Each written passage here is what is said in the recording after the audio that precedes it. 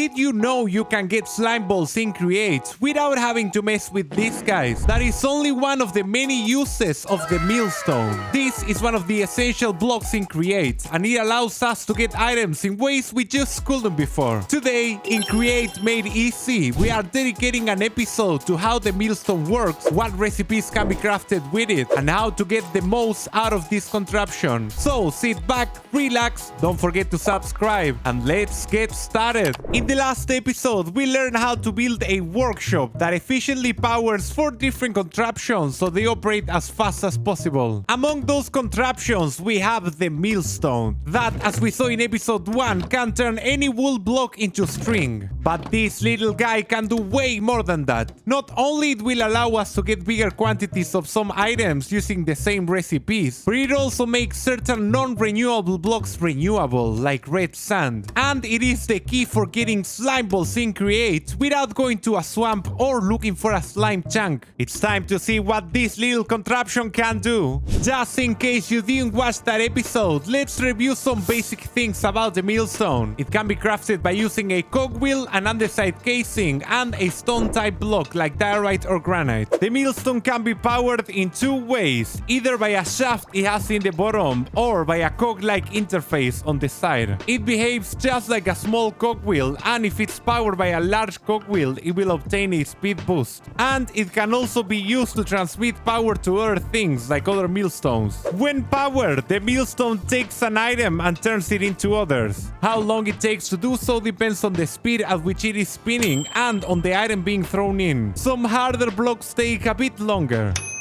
You can put items in and take them out manually by throwing them at the top like this and using the Millstone with an empty hand. Or you can use hoppers, funnels, and chutes to automate the process. We haven't seen chutes yet in this series, but we will soon. Unprocessed items like this piece of wool can only be taken out manually and not through any automatic means. Luckily, the Millstone is smart and can only take items it can process. Throwing dirt in it will just do nothing. Finally, it can only hold one type of item at a time and only up to 1 stack of it. Now that we know the basics, we can get to the good part. What items can we get with this block? All the milling recipes have a main product that we will always get, and some have a chance of getting 1 or 2 extra items. However, there's 2 notable exceptions to this rule that we'll see in due time. I bet there are recipes we'll see today that you didn't know. Write a comment down below if you learn any new uses for this block. The first great use for the Millstone is crafting dyes. Every recipe that yields a dye, for example a poppy into red dye, can also be crafted in the Millstone. And you might be thinking, but Bruno, I can craft those by hand. Why do I need a machine? Well, crafting dyes with the Millstone always yields at least 1 more dye than by hand. For example, milling the poppy will give you 2 red dye instead of the normal 1. But that is not all. Milling a poppy also has a 5% chance to generate green dye. Maybe because of that green part there at the bottom. 5% does not sound like a lot, but over time it will add up to a significant quantity. Many more flowers have a chance to generate a different dye. For example, tulips of all colors have a 10% chance to give you lime dye, and allium has a 10% chance of producing 2 extra purple dyes and a 10% chance of 1 pink dye. Imagine putting one of these in a flower farm. Just be careful to filter out the weed seeds since those can't be milled. And other things that produce dyes like lapis and ink sacs work too. You can also use the Millstone to craft dyes from items that you normally wouldn't be able to. The most notable example here is green dye from ferns, and you also get a 10% chance to get wheat seeds. You can also turn coal and charcoal into black dye with an extra chance to generate gray dye. Black dye without building a squid farm or dealing with withers. Amazing. Lastly, you can also use the Millstone for getting dyes from items that you will normally have to smelt, like cactus and sea pickles. And as a bonus, both give you twice the normal amount, and both have a 10% 20% chance to give you extra green dye. Just imagine having to spend fuel to get some of this. And that is all for dyes, but the Millstone can do much more. Before we move on though, hit that like button if you are enjoying this video. Here is where things get interesting, because you can use the Millstone with certain blocks.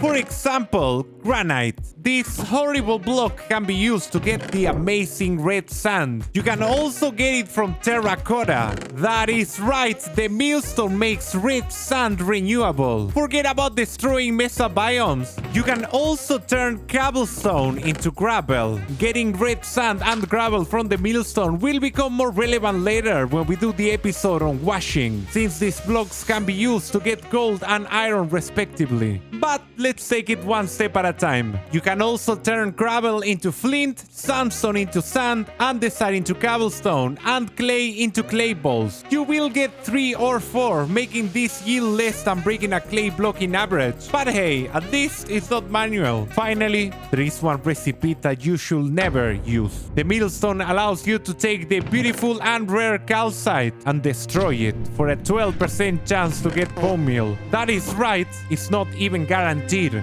What a horrible crime. Finally, you can use the Millstone to craft other stuff. As we saw in episode 1, any wool block can be turned into string. But there's way more things we can do. You can actually use the Millstone to craft slime. Wheat can be turned into wheat flour. That can be combined with water in the mixer or the washer to make dough.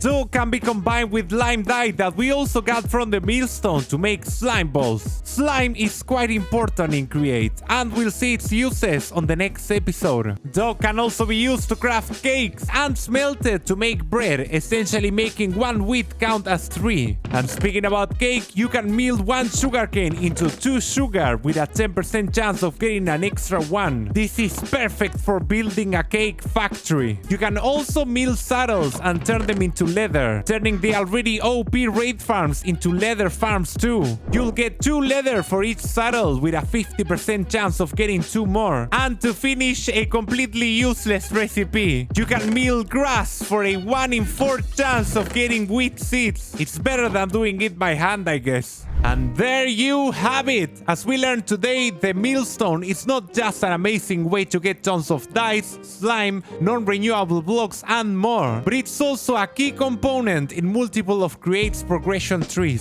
Slime is particularly important since it can be used to craft super glue. But that is something we'll see in the next episode of Create Made Easy. If you want to learn how to build this workshop that powers 4 different contraptions at max speed, check out this video. My name is Bruno and I am out. Goodbye.